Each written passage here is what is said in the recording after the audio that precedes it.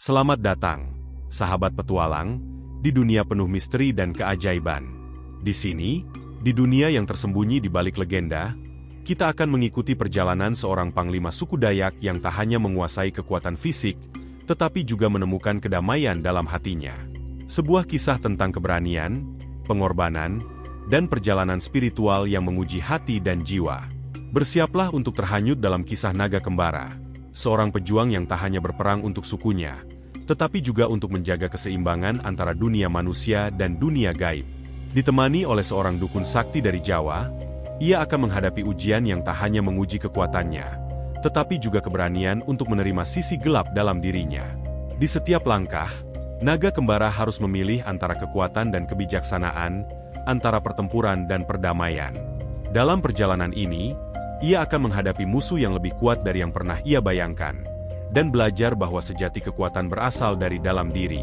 Jadi, pastikan kamu duduk dengan nyaman dan ikuti perjalanan luar biasa ini, karena kisah ini baru saja dimulai.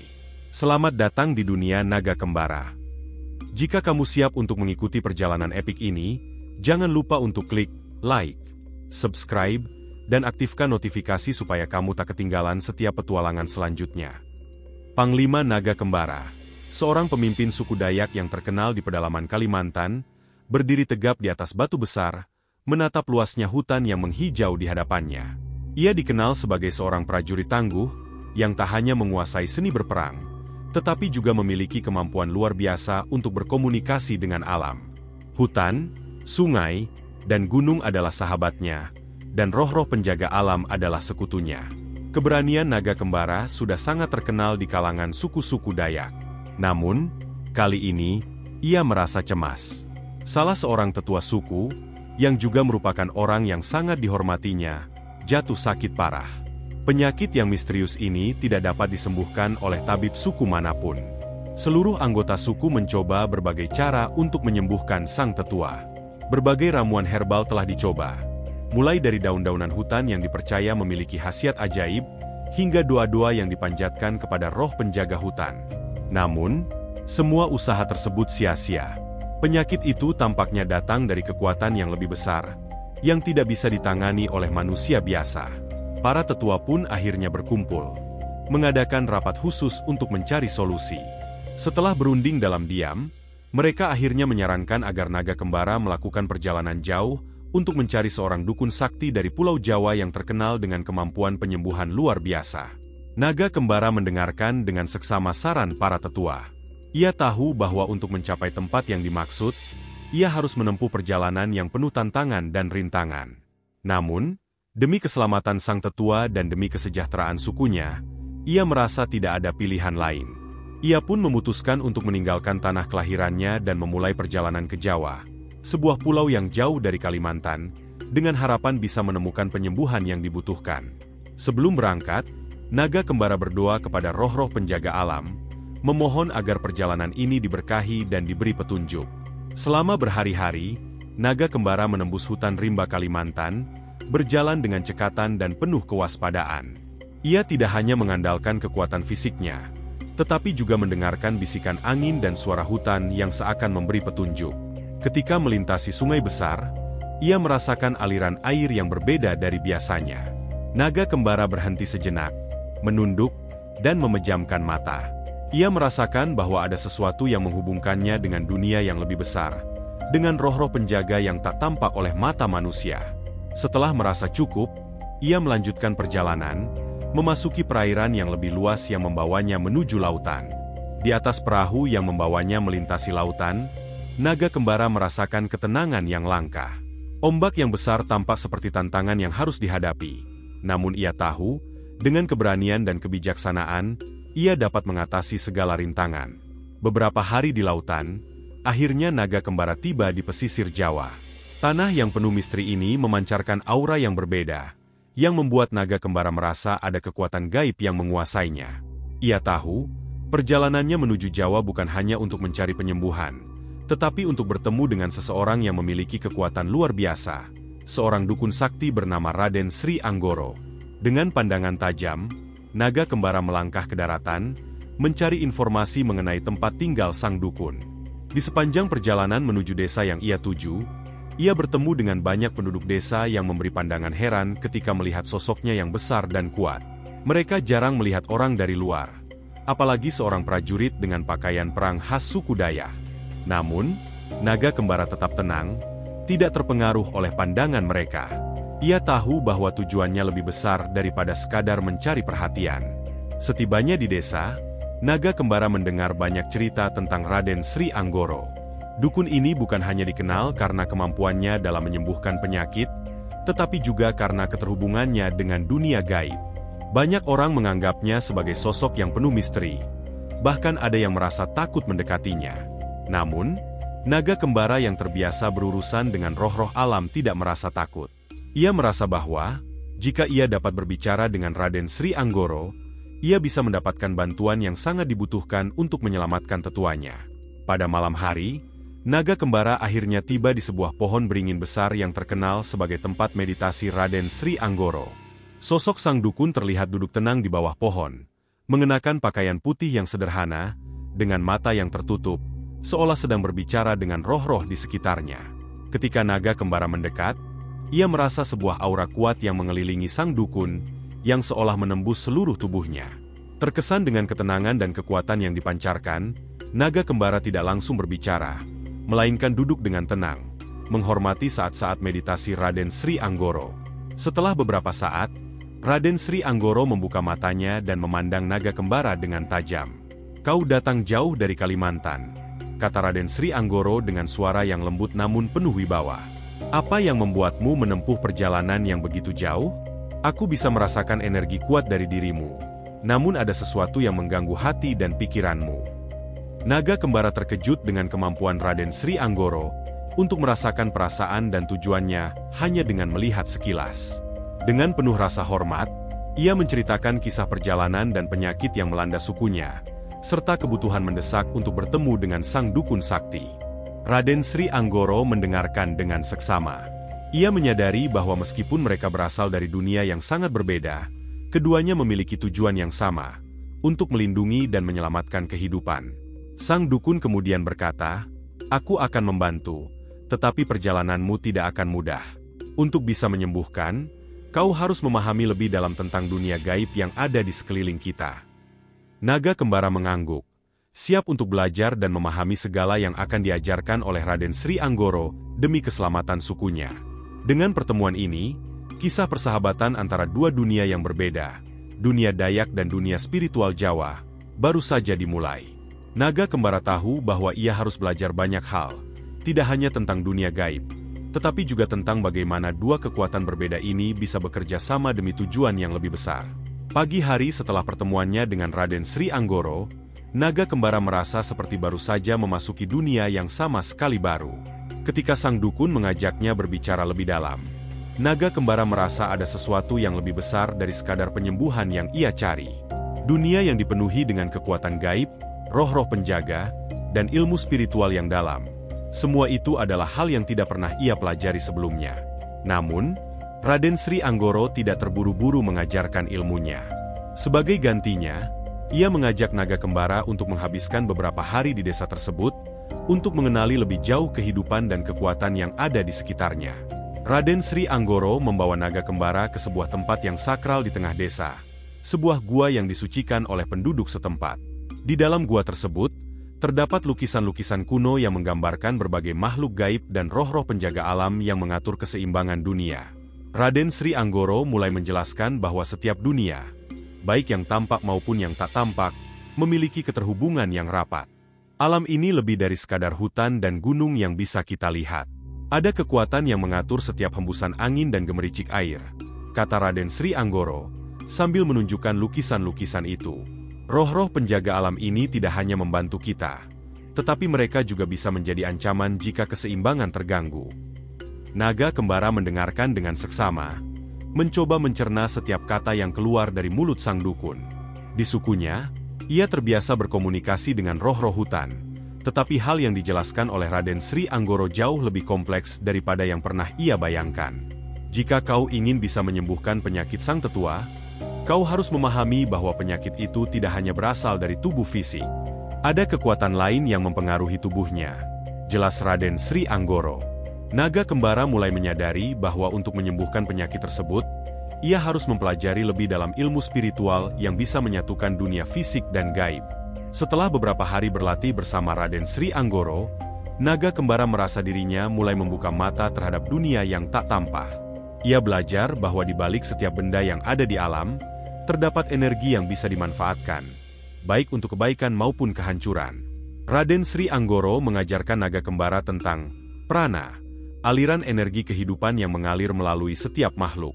Dengan penguasaan atas prana, seseorang bisa mengendalikan takdir, kesehatan, dan bahkan elemen-elemen alam.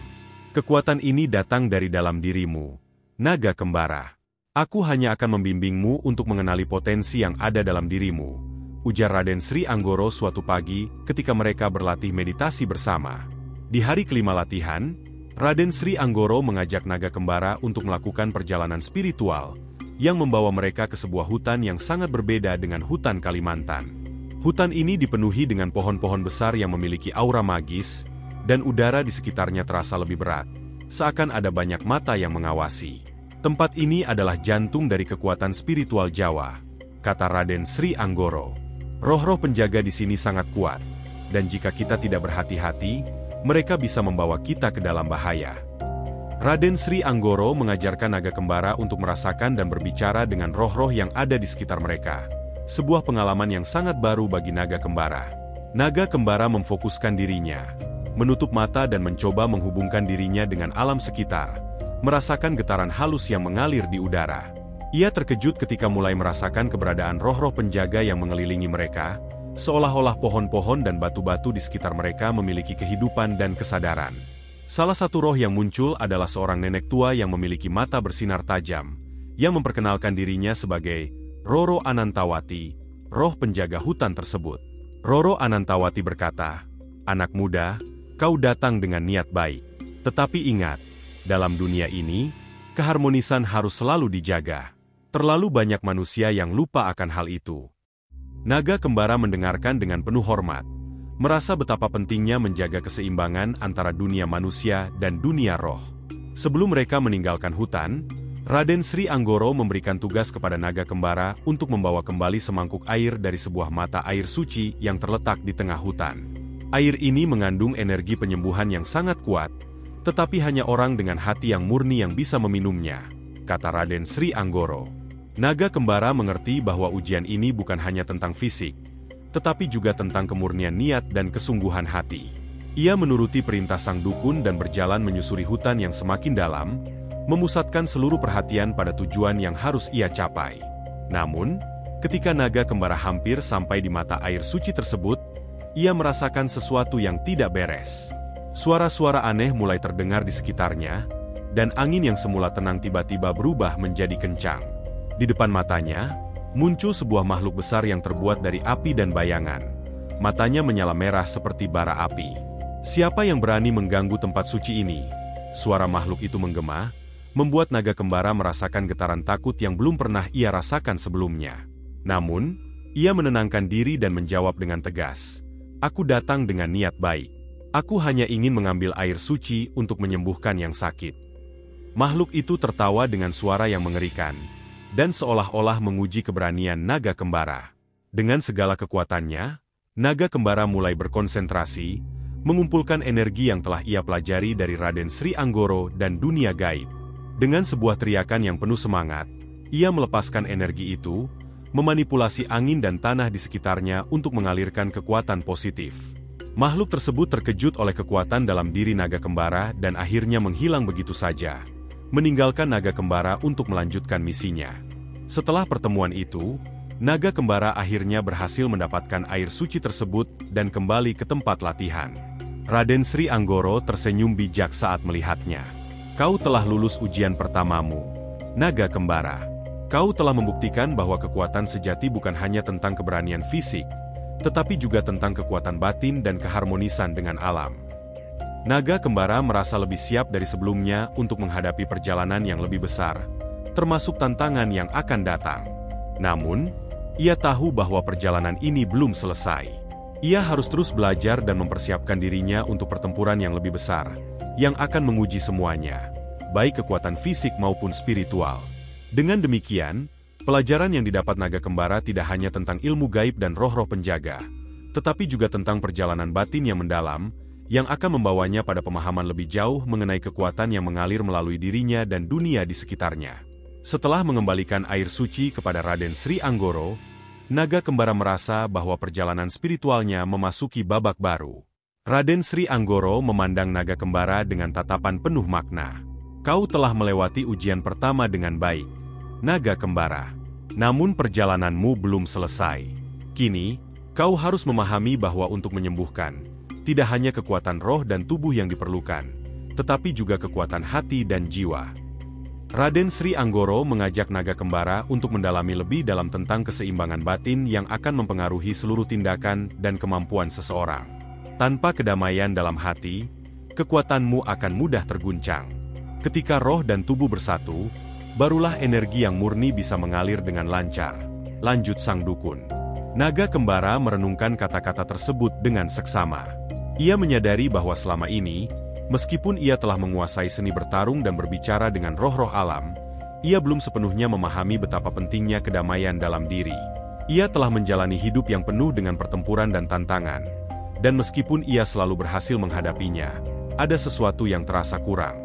Perasaan tidak tenang sering menghantuinya, terutama saat berhadapan dengan keputusan-keputusan besar. Bagaimana aku bisa mencapai kedamaian yang sejati? Tanya naga kembara pada diri sendiri. Raden Sri Anggoro melihat kebingungannya dan memberi sebuah tantangan baru. Kau akan mengikuti perjalanan batin yang lebih dalam, naga kembara. Di ujung gunung di utara, terdapat sebuah danau suci yang bisa mengungkapkan jiwa seseorang. Di sana, kau akan menghadapi bayangan dirimu sendiri. Bayangan itu bukan musuh yang bisa dilawan dengan kekuatan fisik, melainkan dengan ketenangan batin. Raden Sri Anggoro memberi naga kembara sebuah jimat kecil berbentuk batu yang berkilau. Batu ini akan membantumu menjaga fokus dan kedamaian. Ingatlah, hanya dengan menghadapinya dengan hati yang murni, kau akan mampu melihat kebenaran yang ada di dalam dirimu. Dengan tekad yang kuat, naga kembara melanjutkan perjalanannya menuju Gunung Utara, meskipun ia tahu bahwa tantangan kali ini bukan hanya berupa fisik. Perjalanan itu membawa naga kembara ke sebuah tempat yang jauh lebih sunyi daripada hutan atau lautan yang pernah ia lewati. Danau yang dimaksud terletak di puncak gunung yang sangat tinggi, dan untuk mencapainya, ia harus mendaki melewati jurang-jurang yang curam. Namun, meskipun tantangan fisik ini berat, yang lebih menguji adalah ketenangan pikirannya. Setiap kali ia merasa lelah atau cemas, bayangan-bayangan masa lalu datang mengganggu, mengguncang konsentrasinya. Ketika akhirnya naga kembara tiba di danau itu, ia terperangah oleh keindahannya. Airnya yang tenang dan jernih memantulkan langit biru yang sempurna, seolah menciptakan dunia yang terpisah dari kenyataan. Di tengah danau itu, terdapat sebuah batu besar yang berbentuk bulat, tempat di mana naga kembara harus duduk dan meditasikan jiwanya. Ia duduk dengan posisi yang telah diajarkan oleh Raden Sri Anggoro, memejamkan mata dan berusaha menyelaraskan napasnya dengan suara angin yang lembut berhembus. Namun, tak lama kemudian, bayangan pertama muncul. Bayangan itu adalah dirinya sendiri, namun tidak seperti yang ia kenal. Sosok itu lebih besar dan lebih kuat, dengan wajah penuh amarah dan kebencian. Kau selalu berjuang dengan kekuatan fisik, selalu melawan. Suara bayangan itu menggema di dalam kepala naga kembara. Tetapi pernahkah kau berpikir, apakah itu yang benar-benar kau inginkan? Naga kembara terkejut dan merasa takut. Apakah ia benar-benar sekeras hati seperti itu? Selama ini, ia selalu berfokus pada kemenangan dan kekuatan, tanpa benar-benar memahami mengapa ia harus terus berjuang. Bayangan itu terus berbicara. Kau sudah lama kehilangan arah. Kau terlalu terikat dengan dunia luar, hingga melupakan kedamaian yang ada di dalam dirimu. Kenapa kau merasa harus selalu bertarung? Apakah untuk melindungi suku? Atau untuk melarikan diri dari rasa takut yang ada dalam dirimu? Suara itu mengguncang hati naga kembara, dan sejenak, ia merasa terpojok. Namun, ia tahu bahwa untuk dapat menyembuhkan sang tetua dan sukunya, ia harus memahami dirinya terlebih dahulu. Aku bukan hanya seorang pejuang. Aku harus lebih dari itu, gumamnya dalam hati, berusaha menenangkan diri. Dengan tekad yang semakin kuat, naga kembara berusaha mengendalikan pikirannya dan tidak terperangkap dalam keraguan. Ia mengambil batu pemberian Raden Sri Anggoro dan menggenggamnya erat. Seiring dengan itu, ia mulai merasakan kedamaian yang perlahan menyelimuti dirinya. Bayangan itu mulai memudar, dan tubuhnya yang sebelumnya penuh amarah kini terasa lebih ringan. Naga kembara membuka matanya, dan danau yang sebelumnya tenang kini terlihat lebih jelas, seolah cermin yang mengungkapkan hati yang murni. Ia menyadari bahwa selama ini ia telah terperangkap dalam siklus kekerasan dan pertarungan. Padahal yang dibutuhkan untuk menyembuhkan adalah kedamaian batin. Saat bayangan itu hilang sepenuhnya, naga kembara merasa ada beban yang terangkat dari pundaknya. Ia merasakan sebuah perasaan lega yang belum pernah ia rasakan sebelumnya. Ia kini mengerti bahwa untuk bisa menyembuhkan orang lain, ia harus terlebih dahulu menyembuhkan dirinya sendiri. Ketika kedamaian batin tercapai, barulah energi positif yang sejati bisa mengalir dengan bebas. Naga kembara berdiri dan memandang ke arah langit, merasa lebih siap untuk kembali ke sukunya dengan pemahaman yang lebih dalam tentang kekuatan yang ada dalam dirinya. Namun, perjalanannya belum berakhir. Raden Sri Anggoro mengingatkan naga kembara bahwa meskipun kedamaian telah ditemukan dalam dirinya, masih ada banyak hal yang harus ia pelajari. Perjalanan ini tidak hanya tentang menemukan kedamaian dalam diri, tetapi juga tentang membawa kedamaian itu ke dunia luar, kata sang dukun. Hanya dengan begitu, kau akan bisa menyembuhkan orang-orang di sekitarmu. Naga kembara mengangguk, siap untuk melanjutkan perjalanan. Kini, dengan hati yang lebih tenang, ia tahu bahwa ia bisa menghadapi apapun yang datang, tidak hanya dengan kekuatan fisik, tetapi dengan kebijaksanaan dan kedamaian yang telah ia temukan dalam dirinya. Naga kembara kembali ke desanya dengan perasaan yang lebih tenang, namun hati dan pikirannya masih penuh dengan berbagai pertanyaan. Setelah bertahun-tahun menjalani kehidupan yang penuh dengan pertempuran, ia kini harus menghadapi kenyataan bahwa perjuangan sejati tidak hanya ada di medan perang, tetapi juga dalam diri sendiri. Dengan tekad baru, ia mendatangi sang tetua yang masih terbaring sakit, menunggu bantuan untuk sembuh. Namun, di dalam hatinya, ia merasakan ada sesuatu yang lebih besar yang harus ia lakukan. Sesuatu yang tidak hanya melibatkan dirinya tetapi juga seluruh sukunya. Ketika ia sampai di rumah tetua, para penduduk suku menyambutnya dengan harapan tinggi.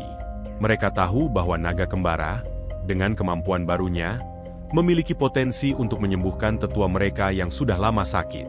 Namun, meskipun ia telah mempelajari banyak hal, naga kembara tahu bahwa tantangan yang ia hadapi kali ini bukanlah hal yang mudah. Penyakit yang menggerogoti tubuh sang tetua bukan hanya karena unsur fisik, tetapi juga karena gangguan kekuatan gaib yang berasal dari luar.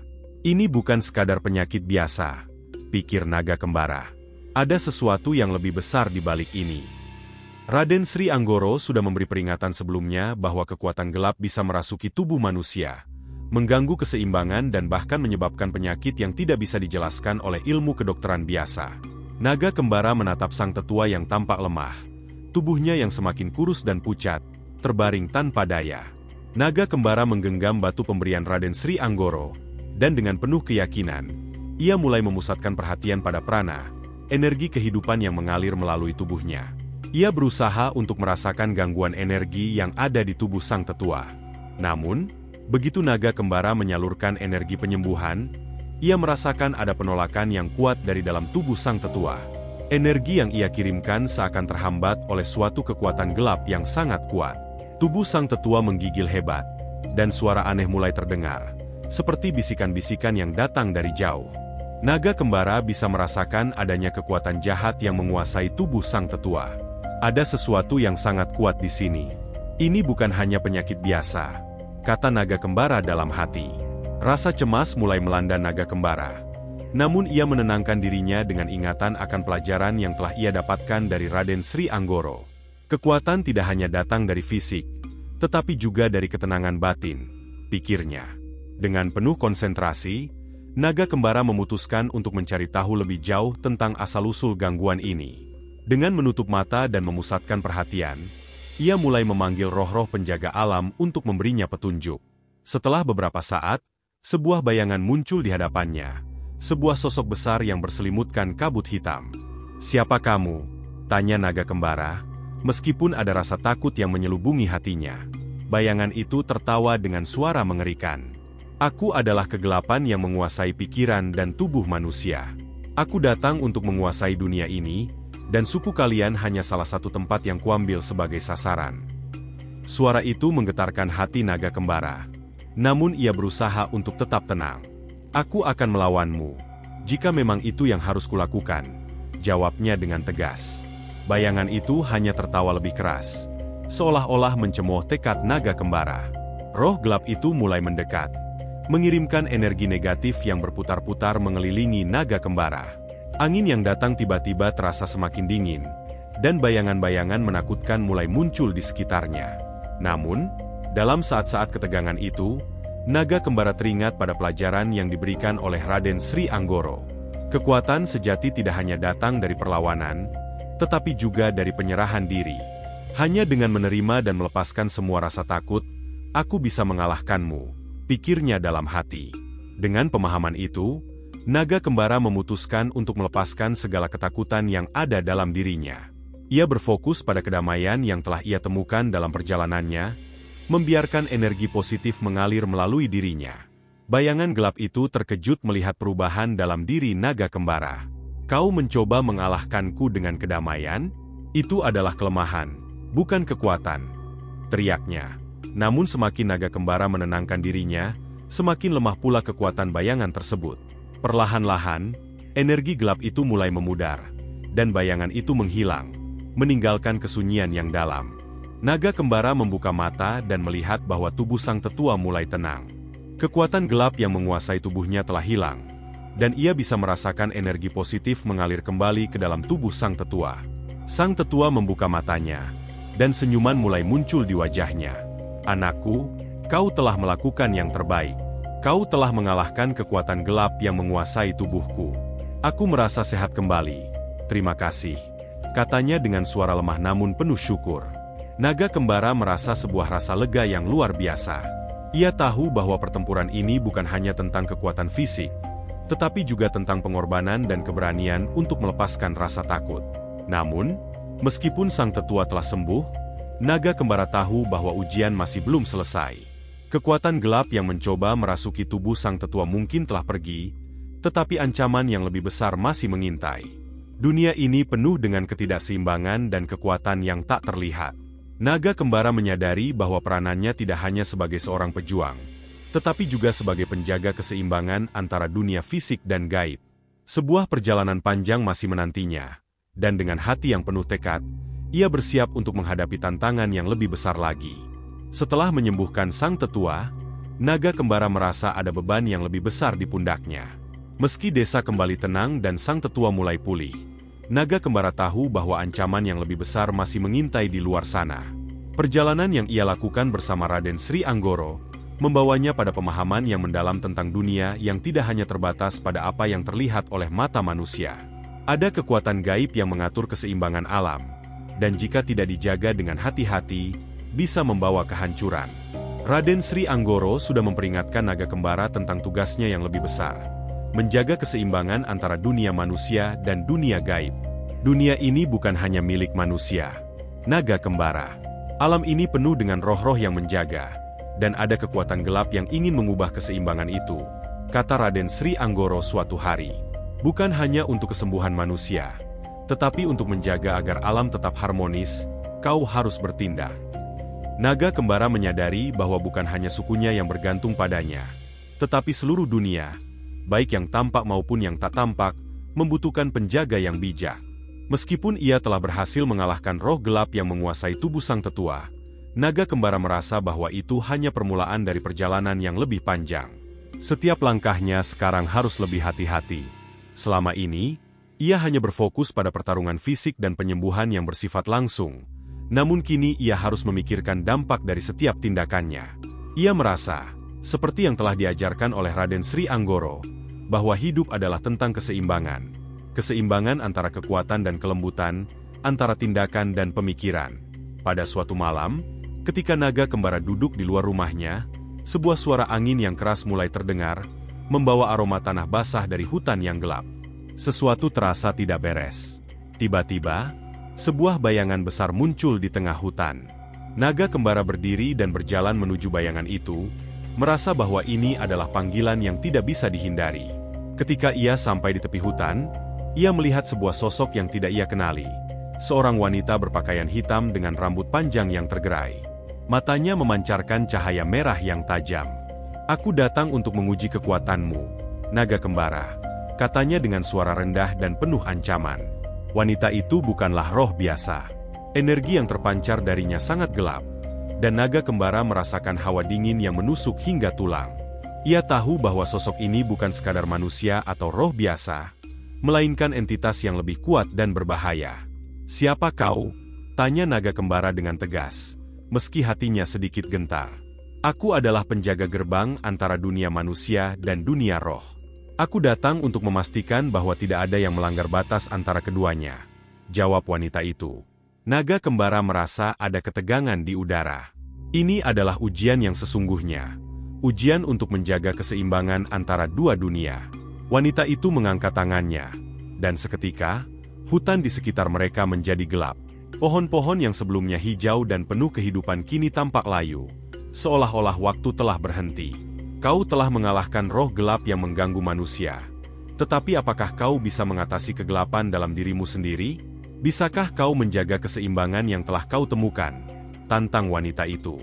Naga kembara merasakan ada sesuatu yang mengusik jiwanya. Ia merasa seperti diperhadapkan pada bayangan dirinya sendiri. Sisi gelap yang selama ini ia coba hindari. Keseimbangan itu tidak hanya ada di luar. Itu ada di dalam dirimu, naga kembara, kata wanita itu, seakan membaca pikiran naga kembara. Kegelapan itu mulai merasuki pikiran naga kembara, mengguncang keyakinannya. Ia mulai merasa ragu. Apakah ia mampu menjaga dunia ini jika dirinya sendiri masih dipenuhi dengan ketakutan dan keraguan? Namun, dengan seluruh kekuatannya, naga kembara berusaha mengingat ajaran Raden Sri Anggoro, bahwa kedamaian dan keseimbangan datang dari dalam diri, bukan dari kekuatan luar yang memaksakan kehendak.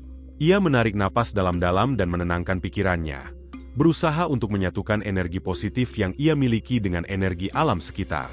Tiba-tiba, cahaya mulai memancar dari dalam diri naga kembara. Tanpa disadari, kekuatan alam yang telah ia pelajari mulai mengalir, menyinari hutan yang gelap. Wanita itu mundur selangkah, terkejut oleh cahaya yang muncul dari tubuh naga kembara.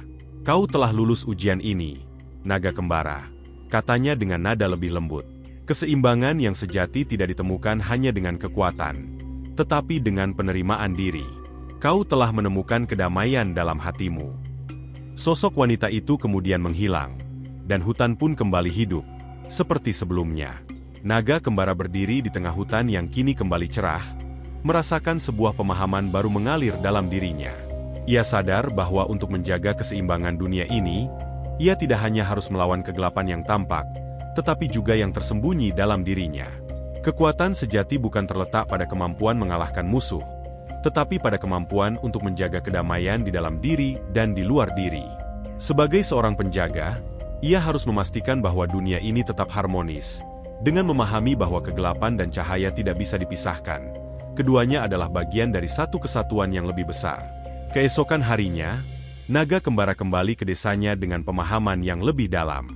Ia tahu bahwa perjalanannya belum selesai. Dunia ini selalu berubah, dan tantangan akan terus datang.